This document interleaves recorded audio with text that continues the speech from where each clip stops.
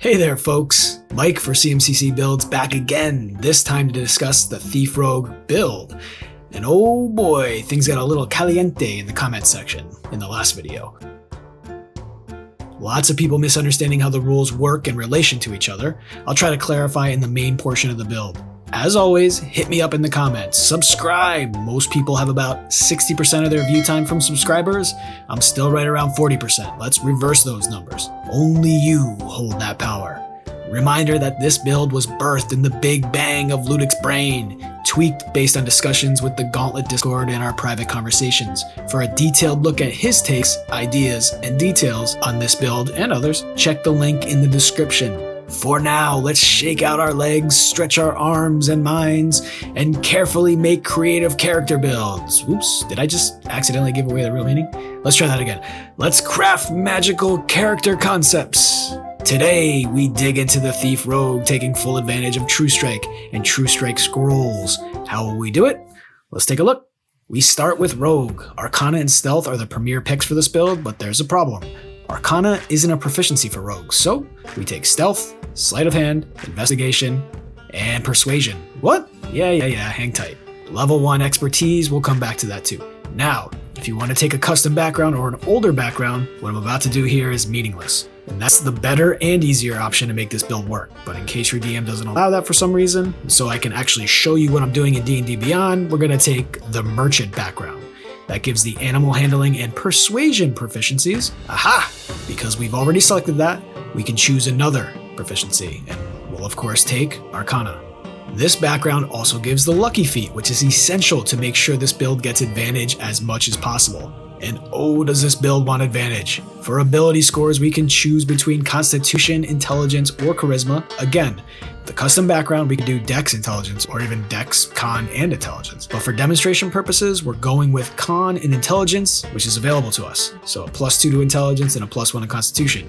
Now back to Expertise, we can now select Arcana, woo! And Stealth, both great if you can figure out how Stealth and Hiding actually work. Sneak Attack is key to this build, so make sure you understand how it procs. For weapon masteries, take the Rapier and the Shortbow, but really anything that you have proficiency in and that has the Vex property will do.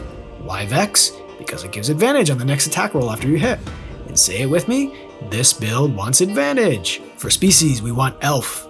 Any elf will do, but we'll take the High Elf because I like spells. The cantrip can be changed every long rest, so take anything other than True Strike here because we're probably going to want True Strike all the time, in case we find time to craft scrolls, and elves fortunately only have to spend 4 of 8 hours getting their long rest. Use the remaining time to craft scrolls. Folks, this is called Synergy, which is corporate speak for Mikey Likey. High Elves also get Detect Magic and Misty Step, 2 solid spells. With Keen Senses, take Perception. Ability scores, dump Strength. 15 Dex, Dex is not the most important stat on a rogue for the first time in like forever.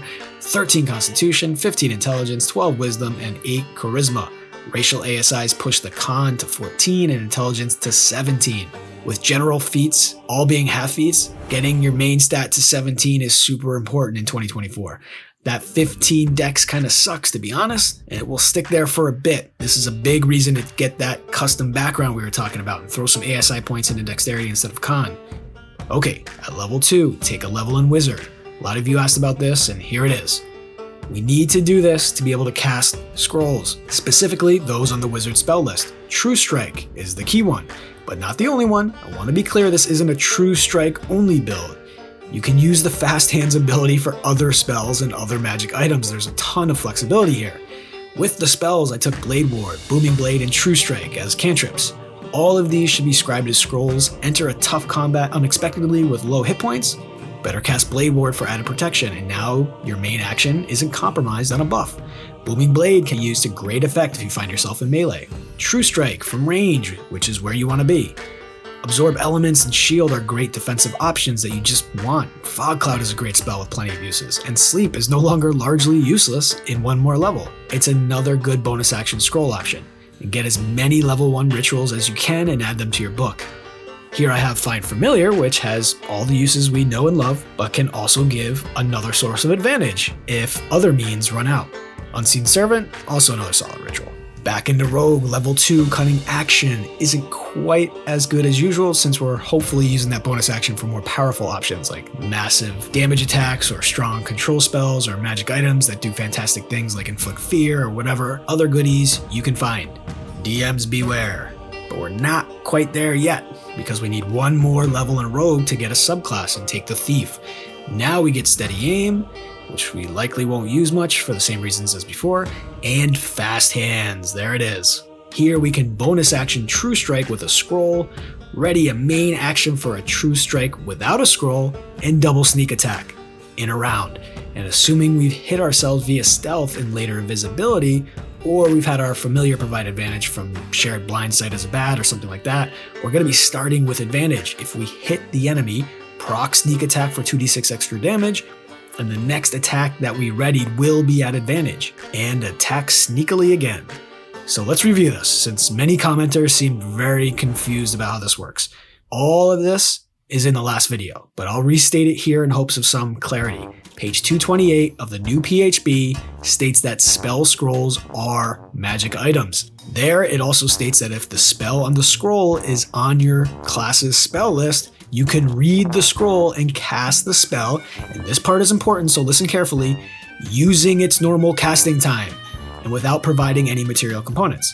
Why is that important? Because spells like True Strike have a normal casting time of 1 magic action. A magic action is required to, per page 15 of the PHB, cast a spell, use a magic item, or use a magical feature.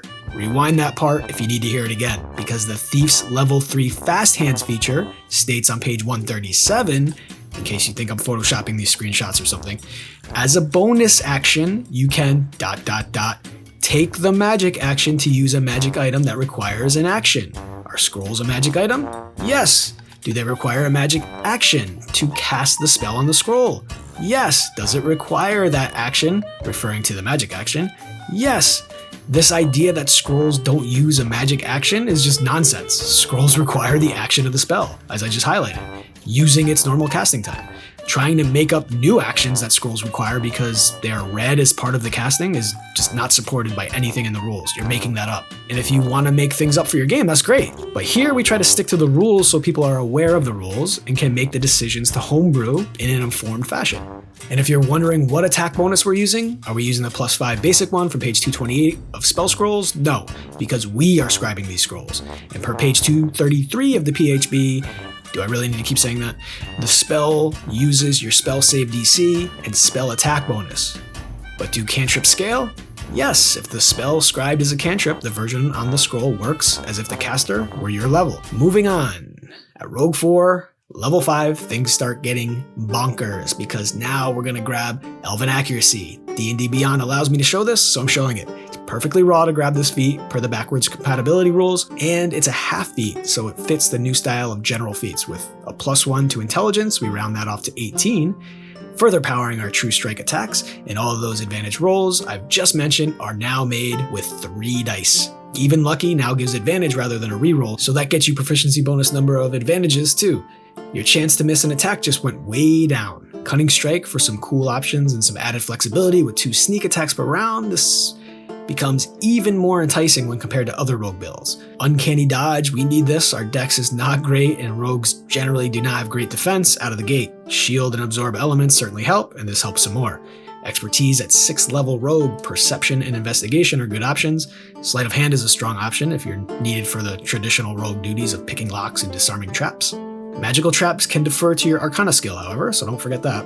Rogue 7, Evasion for more defensive strength. Reliable Talent is fine and shores up your rolls with proficiencies. Rogue 8, character level 9, takes Sharpshooter to round off dex at 16. It's not as good as 2014, but it still does important things. Bypass cover, fire and melee, and increase your range. This does a lot to help with defense and survivability, as well as by allowing you to be at greater distances and not being forced to enter precarious situations to land an attack. Supreme Sneak lets you continue to have the invisible condition if you're behind 3/4 or total cover, once again furthering the build's ability to get and keep advantage to ensure those sneak attacks land. With the extra feat at Rogue 10, I'm actually going to max out intelligence here. I generally like to get feats first, but there's nothing this build desperately needs past Elven Accuracy and to a lesser extent Sharpshooter. Improved Cunning Strike at Rogue 11, again, great on a build with multiple sneak attacks. Next level, we get another feat and I'm going to bump Dexterity. At these higher tiers, defense is simply so important and Dex does help us shore up our armor class and ensure we make those Dex saves and take no damage with evasion. Thief 13 gets another strong feature, assuming you have access to magic items, and if you don't, why did you pick this build? Attune up to 4 magic items. Is the Thief the player's handbook's artificer? Kinda weird, but okay. Charges, when you roll a 6 on a d6 or 16.7% of the time, you can use a magic item without expending a charge. And finally, scrolls.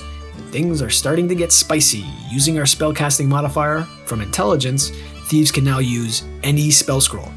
Any spell scroll. And as a bonus action, using fast hands. You just need to succeed on an Arcana check, and we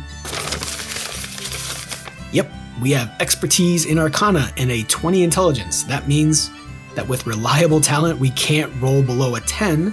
With expertise, we now have a plus 10, so we can auto-cast every single scroll in the game. No can fail. Devious Strikes for some more sneak attack options at Thief 14. Rogue 15 gives more defensive help with proficiency in Wisdom and Charisma saves. This is great and a good reason not to start with Wizard, assuming you make it this far in the game. Character level 17, Rogue 16 gives another feat here. Take Mage Slayer and bump Dexterity to 19. This feat is so good and provides both offensive and defensive boosts. Concentration Breaker makes it incredibly hard for spellcasters to maintain concentration after a hit from you. Weapons damage plus 8d6 sneak attack plus 2d6, and soon to be 3d6 true strike damage packs a wallop, and trying to make that save at disadvantage is not going to be fun. Oh, and Guarded Mind on top of that makes this one of the best 2024 general feats in the game. Okay, level 17 Thief. Now it gets super spicy. 2 turns in the first round of combat. Bonus action Scroll of True Strike. Ready action True Strike for end of turn. Next turn, bonus action Scroll of True Strike. Ready action. Again, you recharge your reaction for another casting of True Strike. 4 attacks, all with sneak attack, all at triple advantage. All with weapon damage plus 96, sneak attack plus 3d6, true strike, assuming even a low 60% chance to hit without advantage, means every attack has a 93.6% chance to hit with triple advantage, and each attack averages 53.8 damage. Let me say that again. Each attack averages 53.8 damage, not each round. At this point, you have 4 attacks per round in that first round. That's 215.2 damage in the first round, 107.6 in every round thereafter. As long as you have scrolls and you'll have a ton at this level, you can keep this going. That's 515% over Treantmonk's Warlock baseline for round 1. At level 20, that's 230 damage or 557% over baseline. Let's keep going. Rogue 18 gives Elusive for some more defensive protection, this time against advantage. And finally, at level 20, Rogue level 19, we take an epic boon. True Sight out 60 feet is very powerful, so we'll go with that. Of course, there are the boons of combat prowess and irresistible offense to further bump those damage numbers, but we just don't need that at this point. Ain't no one surviving round 1. They're toast. If you want to see more details and Ludic's version of this build, which doesn't have the unnecessary background restrictions, and I think he takes some different feats because of that, check out the link in the description. He also goes into more detail on the magic items and bonus action options available. Special thanks to Ludic for bringing this tech to my attention and working with me on the specifics, and be on the lookout for big things from Ludic here and elsewhere. See you here next time, folks.